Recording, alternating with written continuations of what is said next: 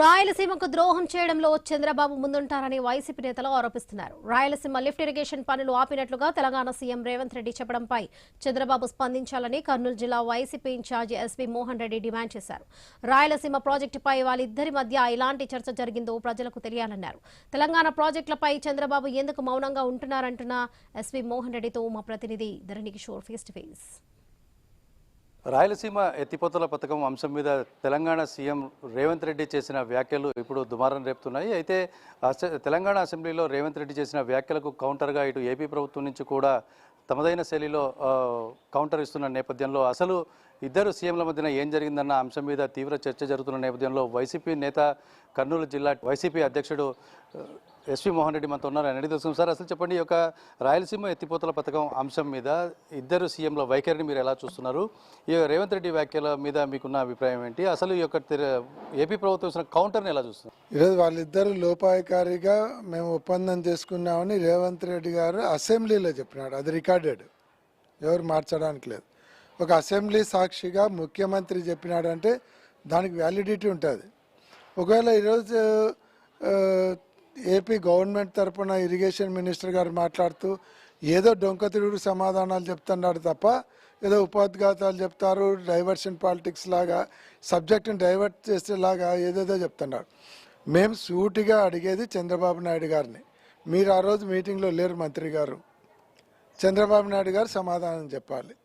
ఎందుకంటే రేవంత్ రెడ్డి గారు క్లియర్గా చెప్పినాడు, మేమిద్దరము క్లోజ్డ్ డోర్స్ అంటే తలుపులు వేసుకొని మాట్లాడుకున్నామని. ఆ తలుపులు వేసుకొని మాట్లాడినప్పుడు వాళ్ళిద్దరు ఉన్నప్పుడు వాళ్ళిద్దరికి సబ్జెక్టు తెలుసు కాబట్టి మేము సూటిగా చంద్రబాబు నాయుడు గారిని అడిగేది ఏమంటే, రేవంత్ రెడ్డి గారు చెప్పింది కరెక్టా అబద్ధమా? రేవంత్ రెడ్డి గారు మీరు ఇద్దరు లోపాయకారిగా మాట్లాడుకొని రేవంత్ రెడ్డి గారు రిక్వెస్ట్ చేస్తే మీరు శిష్యవాత్సల్యంతో రాయలసీమ ఎత్తిపోతల పథకాన్ని ఆపడానికి ఒప్పుకున్నారా? ఆకాశం నుంచి గంగ దించుతాము, సముద్రం నీళ్ళలో ఉప్పు తీసేసి పొలాలకు పండిస్తామని ఇవన్నీ మాకు చెప్పాల్సిన అవసరం లేదు. క్వశ్చన్కి ఆన్సర్ చెప్పండి. అయితే మీరు చెప్తున్న ప్రకారంగా కూడా అంటే ఈ యొక్క ఏపీ ప్రభుత్వం కూడా ఇది అసంబద్ధ వ్యాఖ్యలు రేవంత్ రెడ్డి చేశాడు, రాయలసీమ రైతాంగానికి సంబంధించి ఎటువంటి అంశాలు కూడా రాజీ పడే ప్రసక్తే లేదు అని ఏపీ ప్రభుత్వం తరఫున ఇరిగేషన్ శాఖ మంత్రి రామానాయుడు చెప్తున్న పరిస్థితి.